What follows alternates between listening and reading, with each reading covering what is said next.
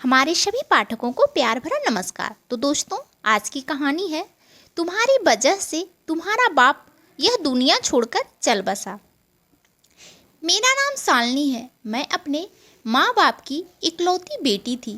मुझे पढ़ने लिखने का कोई शौक नहीं था, इसलिए 12वीं के बाद पढ़ाई को छोड़ दिया। मेरा ताल्लुक एक खाते पीते खानदान से था। मेरे पिताजी 2 भाई और उनकी एक बहन थी। शुरू से ही मेरे खानदान में जायदाद के खातिर झगड़े चल रहे थे। पापा सारा दिन अदालतों के धक्के खाते थे, क्योंकि मेरे चाचा और बड़े पापा दोनों हमारे हिस्से की प्रॉपर्टी हड़पना चाहते थे। मेरे वक्त कुछ इसी तरह गुजर रहे थे कि मुझे खबर मिली कि मेरे सबसे अच्छे दोस्त मानसी की शादी है। मानसी के घर वाले बहुत अमीर थे।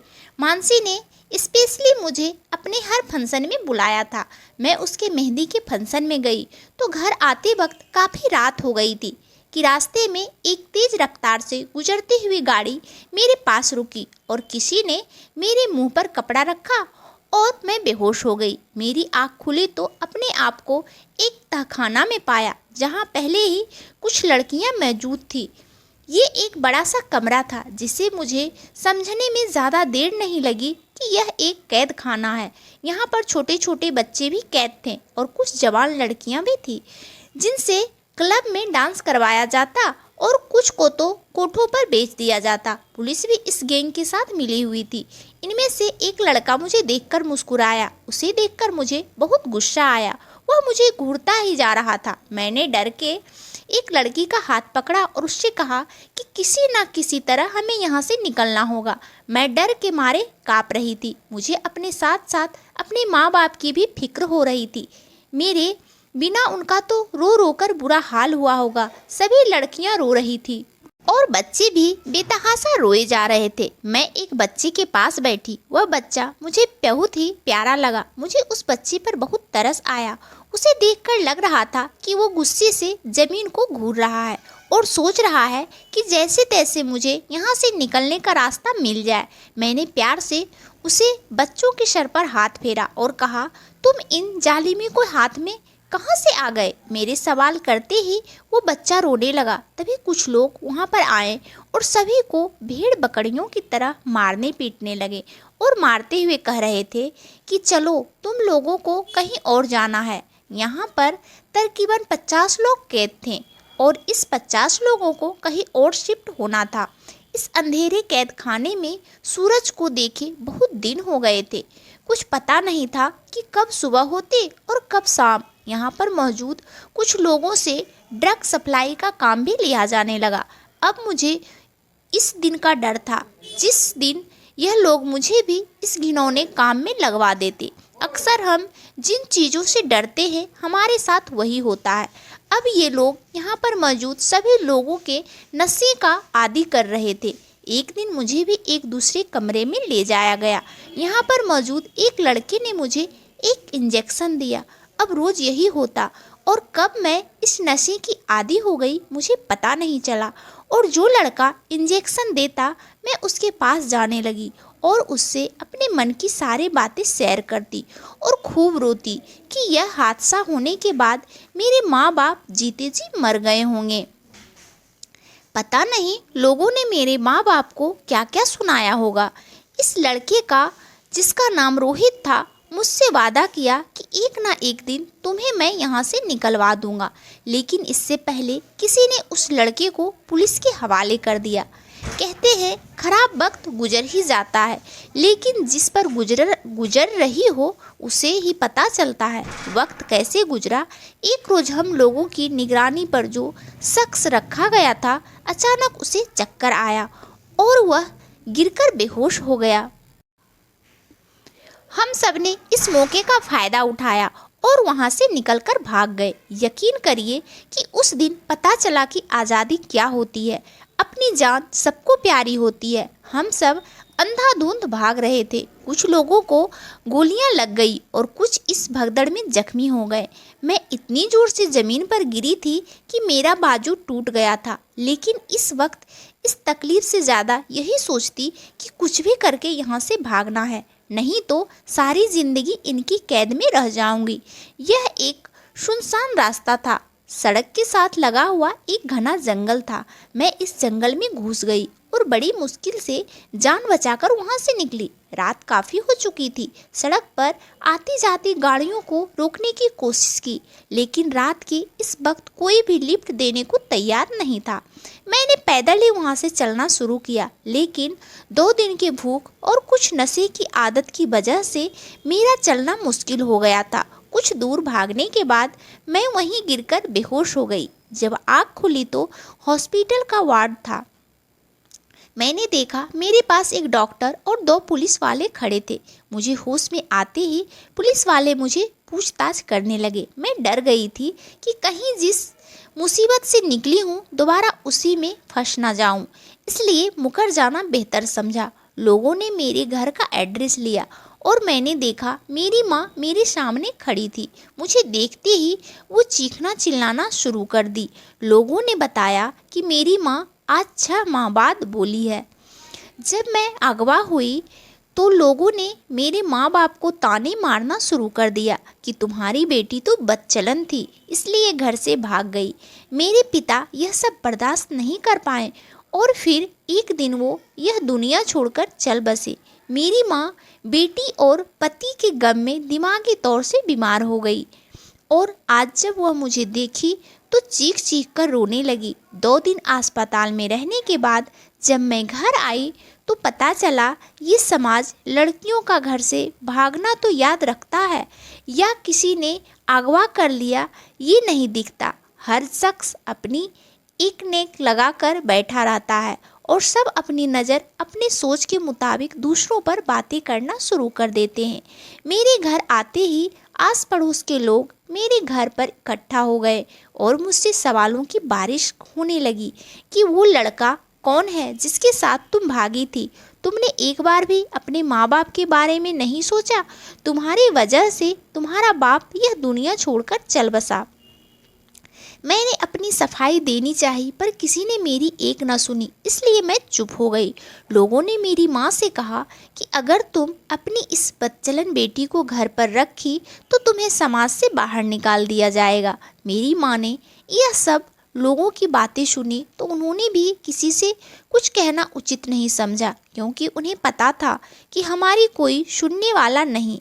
इसलिए उन्होंने उसी वक्त मेरा हाथ पकड़ा और गांव छोड़कर शहर चली आई। शहर में मेरी माँ की एक पुरानी सहेली रहती थी। रात के 10 बजे हम उनके घर पहुँचे। अचानक हमें अपने घर देखकर मेरी माँ की सहेली सविता आंटी घबरा गई।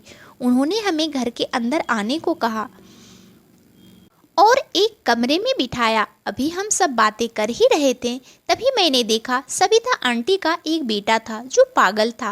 वो हमारे पास आया और मुझसे कहने लगा कि चलो मेरे साथ चलो और खेलो। सविता आंटी के बेटे अतुल की उम्र लगभग 23 साल थी, लेकिन वह बच्चों की तरह करता था। उसकी जिद की वजह से माँ ने मुझसे कहा कि जाओ उसकी बात मान लो, नहीं तो ये हमें परेशान कर देगी।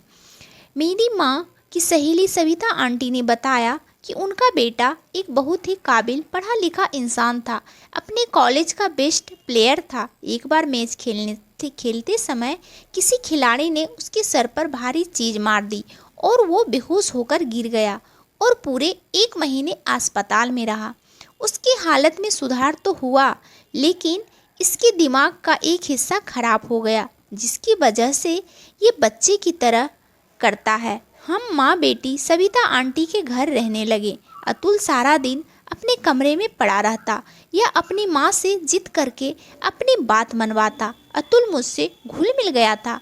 मेरे आने से उसे एक अच्छा दोस्त मिल गया था। वह मुझसे ढेर सारी बातें करता। धीरे धीरे करके हमारा अच्छा वक्त गुजरने लगा। सविता आंटी का हम पर बहुत एहसान था, क्योंकि इस मुश्किल वक्त में उन्होंने हमें अपने घर पर पनाह दी। हमारे लिए यही बहुत काफ़ी था।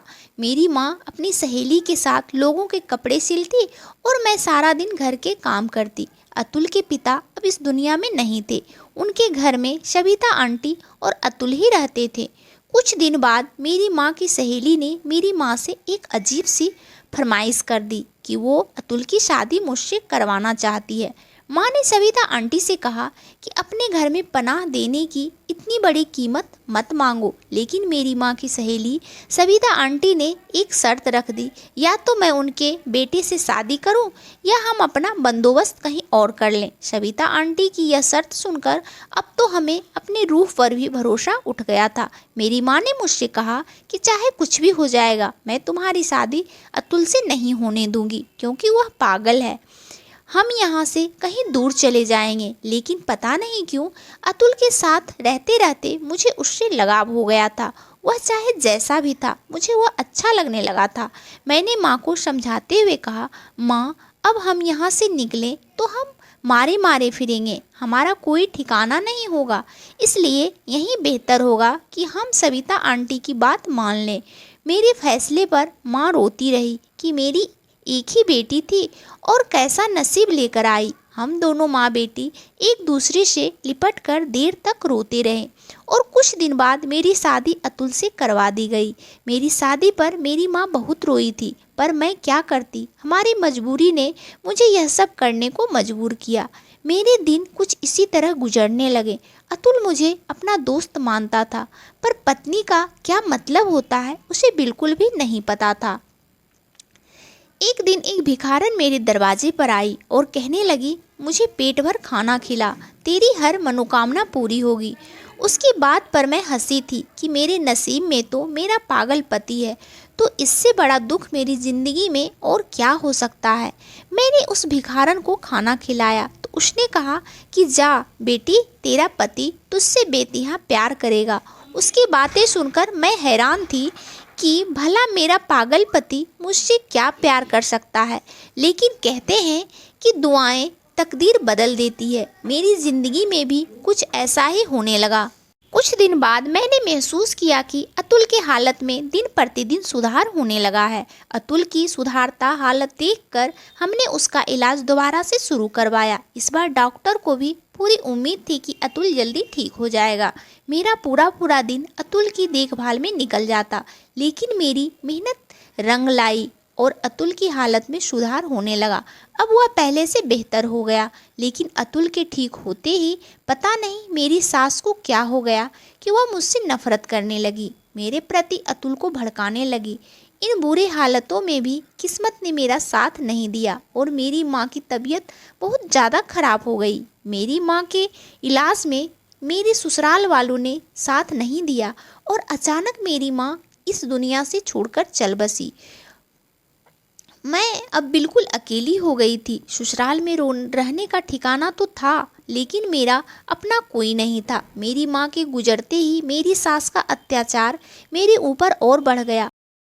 वो मेरे पति अतुल से कहकर मुझे बहुत सारी बातें सुनवाती। अतुल पहले ही बहुत बेहतर हो गया था, लेकिन वो अपनी माँ के हाथों का खिलौना बन गया था। उसकी माँ जैसा कहती वो उन्हीं के इशारों पर चलता। हम पति पत्नी अजीब रिश्तों में जुड़े थे। साथ होते हुए भी हम एक दूसरे के साथ नहीं थे। हमारा रिश्ता बस यूं ही चल रहा था कि एक दिन मेरी किस्मत ने एक नया मोड़ लिया। अचानक मुझे पता चला कि मैं माँ बनने वाली हूँ, लेकिन अपनी माँ बनने की खुशी सुनकर मुझे थोड़ी भी खुशी नहीं हुई, क्योंकि मेरे और अतुल के रिश्ते में जो दरार थी वह हमारे आने वाले बच्चे के लिए ठीक नहीं थी। मेरे मन में यह डर था कि पता नहीं अतुल अच्छा बाप बन पाएगा कि नहीं। जो इंसान अच्छा पति नहीं बन पाया वो अच्छा बाप कैसे बन सकता है। इसी डर की वजह से मैं अपने बच्चों को इस दुनिया में लाने से डर रही थी।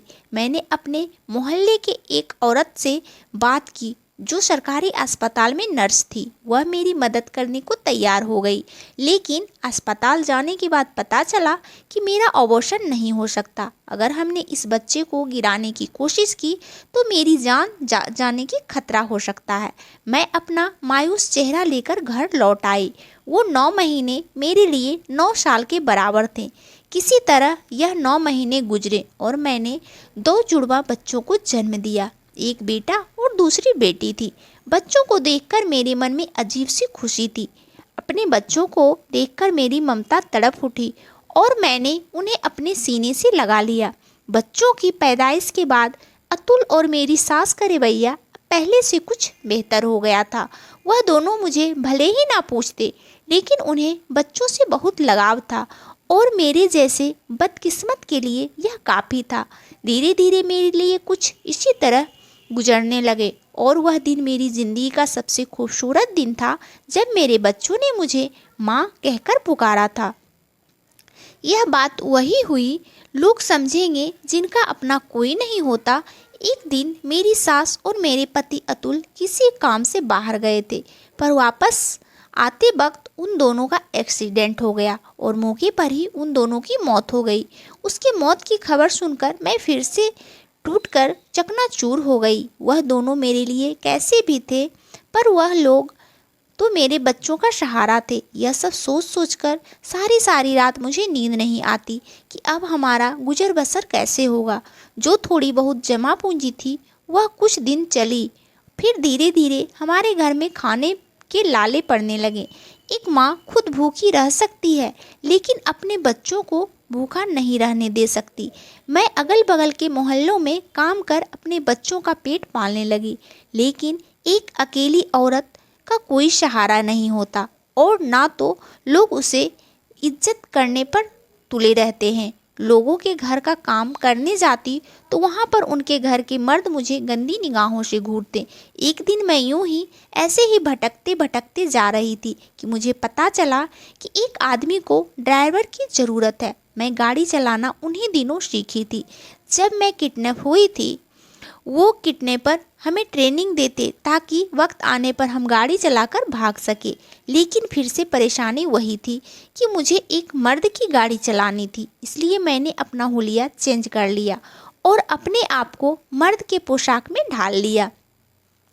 कोई मुझे देखता तो यही समझता कि मैं एक मर्द हूँ और मैं उस आदमी की गाड़ी चलाने लगी। वो साहब बहुत अच्छे थे, वो मुझसे अपने मन की सारी बातें शेयर करते। धीरे धीरे साहब और मेरे बीच एक गहरी दोस्ती हो गई थी। गाड़ी चलाते चलाते मेरा सफ़र भी अच्छा गुजर जाता। एक दिन बातों ही बातों में मैंने उनसे पूछा कि आपने अभी तक शादी क्यों नहीं की। उन्होंने मुझे बताया कि एक लड़की देखी थी और उसी से मैं प्यार करने लगा था, पर ज़िंदगी ने ऐसा वक्त दिखाया कि मैं उसे ढूंढ ना सका। अपने झमेला में वो लड़की कहीं खो गई। वह किस्मत की मारी थी, पता नहीं वो किस हाल में होगी। साहब ने कहा कि अगले दिन उसे लड़की की तस्वीर वो मुझे दिखाएंगे। अब मुझे अगले दिन का इंतज़ार था और उस लड़की के किस्मत के बारे में सोच रही थी कि उसकी किस्मत तो बहुत अच्छी है, क्योंकि कोई शख्स उससे 7 साल से मोहब्बत करता था और उसी की यादों में अभी तक उसने शादी नहीं की थी। अगले दिन बच्चों को स्कूल छोड़कर जब मैं उस साहब को लेने गई, वो गाड़ी में बैठे। कुछ दूर जाकर मैंने उनसे कहा कि मुझे उस लड़की का तस्वीर दिखाइए। आखिर कौन है वो खुश नसीब, कौन है जिससे आप प्यार करते हैं। उन्होंने जब उसे तस्वीर निकाल कर मुझे दिखाई तो तस्वीर देखकर मेरे पैरों तले ज़मीन निकल गई, क्योंकि वह शख्स तो मेरी ही तस्वीर मुझे दिखा रहा था। वह तस्वीर तब की थी जब मैं अगवा हुई थी। पता नहीं कैसे इस तस्वीर को निकाला गया था। गाड़ी अचानक ब्रेक लगने से रुकी थी। उसे साहब ने कहा, गाड़ी ध्यान से चलाओ। उसे क्या पता था कि मैं किसी ध्यान में थी। उसने मुझे बताया कि 7 साल पहले वह एक गैंग का हिस्सा था। उसका पिछला रिकॉर्ड एक क्रिमिनल का था, लेकिन फिर एक दिन उसने एक चेहरा देखा जिसे देखकर उसने खुद से एक वादा किया कि वह इस दलदल से निकलेगा और उस मासूम लड़की को भी निकालेगा। उसने बताया कि मैं वहाँ पर मौजूद लोगों को नशे का आदी बनाता था, पर जब से मैंने उसे लड़की को देखा था उसके प्यार में गुम हो गया था और मैं इस गलत काम से छुटकारा पाना चाहता था। इसलिए मैंने खुद अपने आप को पुलिस के हवाले कर दिया। फिर मैं पुलिस का सरकारी गवाह बन गया। पुलिस ने जब वहाँ पर छापा मारा तो वहाँ पर सभी लोग फरार हो चुके थे। तब मुझे एहसास हुआ कि मैं उस लड़की को खो चुका हूँ। फिर मुझे याद आया कि उसने एक बार अपने घर का एड्रेस दिया था। मैं पूछता पूछता वहाँ पहुँचा तो लोगों से पता चला कि उसके पिता उसकी जुदाई में मर गए। उसके बाद उस लड़की और उसकी माँ को समाज ने निकालने की धमकी दे गई, जिससे वह लड़की और उसकी माँ यह गांव छोड़कर कहीं चले गए। मैंने पढ़ाई अच्छी की थी लेकिन गलत संगत के वजह से क्रिमिनल बन गया था। उस वक्त अपने साहब की बातें सुनकर मैंने उन्हें सच्चाई बता दी कि मैं ही वह लड़की हूँ जिसे आप बेतिहा प्यार करते हैं, लेकिन लोगों की नज़रों से बचने के लिए मैंने अपना हुलिया बदल लिया है और मैं एक मर्द के भेष में रहने लगी हूँ। रौनक को जब पता चला कि मैं शालिनी हूँ तो वो मुझे अपने सामने देखकर बहुत खुश हो गए और मुझे अपने गले से लगा लिए। मैंने अपने ऊपर बीती हर बात उन्हें बताई। रौनक ने मुझे सांत्वना देते हुए कहा कि तुम फिक्र मत करो, मैं तुम्हारी ज़िंदगी के सारों दुखों को दूर कर दूंगा, तुम्हारे बच्चों को अपना बना लूँगा। रौनक ने बताया कि जब तुम मेरी ज़िंदगी में आई तो तुम्हें देखकर मैं इस बुरी संगत से दूर जाकर अपनी ज़िंदगी को बेहतर बनाना चाहता था, लेकिन तुम भी मुझसे बिछड़ गई। फिर मैं दोबारा अपनी ज़िंदगी को बेहतर में बनाने में लग गया। मेरी पढ़ाई की वजह से मुझे एक अच्छी नौकरी मिल गई और मैं लगन से वह नौकरी करने लगा, क्योंकि मेरे मन में यह विश्वास था कि एक ना एक दिन तुम मुझे ज़रूर मिलोगी। कहते हैं अगर प्यार सच्चा हो तो एक ना एक दिन ज़रूर मिलता है, और आज तुम मेरे सामने बैठी हो। रौनक की बात सुनकर मैं भी बहुत खुश हुई, क्योंकि मुझे एक सच्चा जीवन साथी मिल गया था। मैंने उसे अपने बच्चों से मिलवाया। कुछ दिन बाद रौनक ने मुझसे शादी कर ली। मैंने अपनी ज़िंदगी में जितने दुख झेले थे, रौनक ने आकर मेरे दामन में खुशियाँ भर दी। तो दोस्तों, आपको ये कहानी कैसी लगी हमें कमेंट करके ज़रूर बताइएगा, और कहानी अच्छी तो लगी ही होगी, इसलिए लाइक और चैनल को सब्सक्राइब ज़रूर कर लीजिएगा। और आप सब अपने जीवन में खुश रहें, मस्त रहें, यही भगवान से प्रार्थना है। और आप सबका दिन शुभ हो, मंगलमय हो। धन्यवाद दोस्तों।